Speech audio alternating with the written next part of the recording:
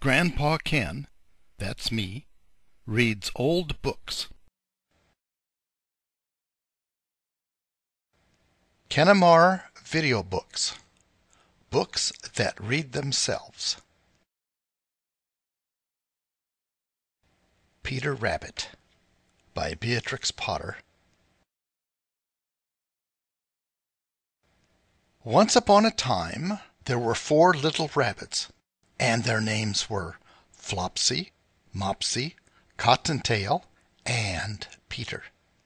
They lived with their mother in a sandbank underneath the root of a very big fir tree. "Now, my dears," said old Mrs. Rabbit one morning, "you may go into the fields or down the lane, but don't go into Mr. McGregor's garden. Your father had an accident there. He was put in a pie by Mrs. McGregor. Now run along and don't get into mischief. I'm going out." Then old Mrs. Rabbit took a basket and her umbrella and went through the wood to the baker's. She bought a loaf of brown bread and 5 currant buns. Flopsy, Mopsy, and Cottontail, who were good little bunnies, went down the lane to gather blackberries.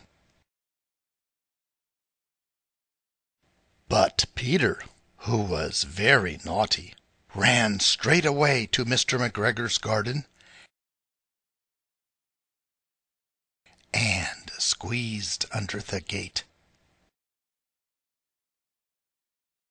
First he ate some lettuce and some French beans, and then he ate some radishes, and then, feeling rather sick, he went to look for some parsley.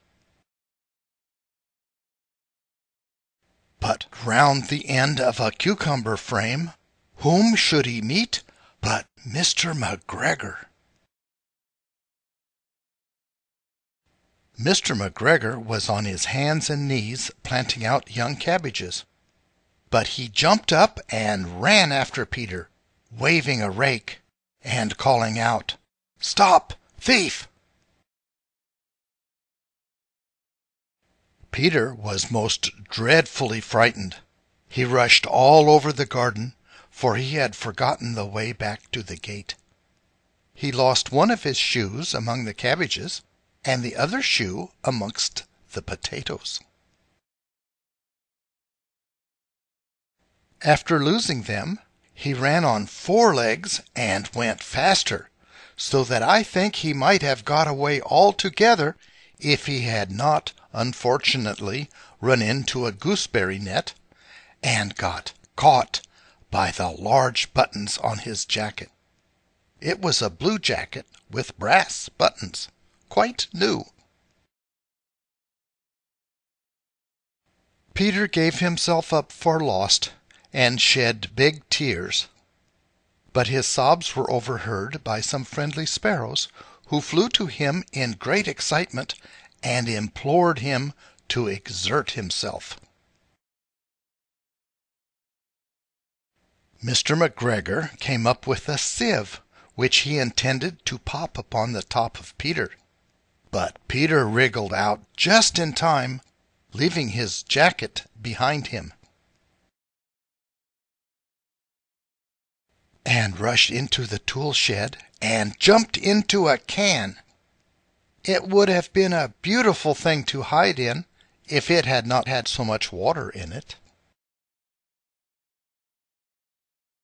Mr. McGregor was quite sure that Peter was somewhere in the tool shed, perhaps hidden underneath a flower pot.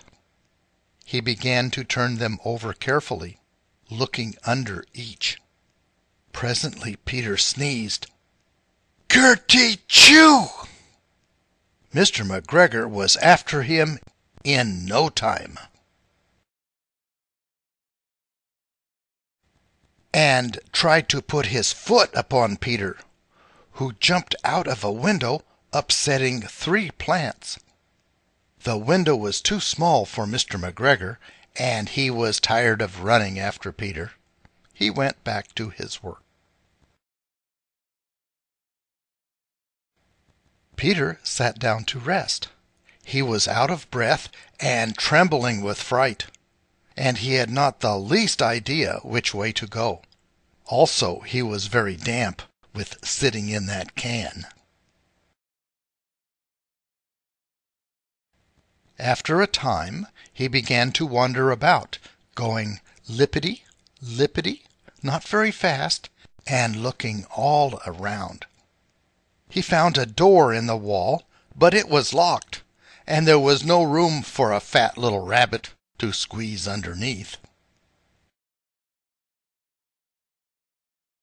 An old mouse was running in and out over the stone doorstep, carrying peas and beans to her family in the wood. Peter asked her the way to the gate, but she had such a large pea in her mouth that she could not answer. She only shook her head at him. Peter began to cry. Then he tried to find his way straight across the garden, but he became more and more puzzled. Presently he came to a pond where Mr. McGregor filled his water cans. A white cat was staring at some goldfish. She sat very, very still, but now and then the tip of her tail twitched as if it were alive. Peter thought it best to go away without speaking to her. He had heard about cats from his cousin, little Benjamin Bunny.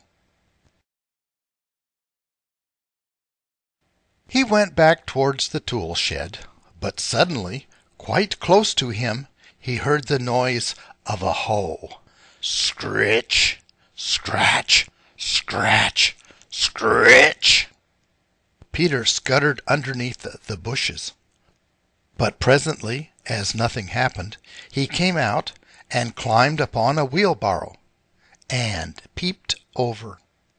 The first thing that he saw was Mr. McGregor hoeing onions. His back was turned towards Peter, and beyond him was the gate. Peter got down very quietly off the wheelbarrow and started running as fast as he could go, along a straight walk behind some black currant bushes. Mr. McGregor caught sight of him at the corner, but Peter did not care. He slipped underneath the gate and was safe at last in the wood outside the garden. Mr. McGregor hung up the little jacket and the shoes for a scarecrow to frighten the blackbirds. Peter never stopped running or looked behind him till he got home to the big fir tree. He was so tired that he flopped down upon the nice soft sand on the floor of the rabbit hole and shut his eyes. His mother was busy cooking. She wondered what he had done with his clothes. It was the second little jacket and pair of shoes that Peter had lost in a fortnight. I'm so sorry to say that Peter was not very well during the evening. His mother put him to bed and made some chamomile tea, and she gave a dose of it to Peter. 1 tablespoonful to be taken at bedtime.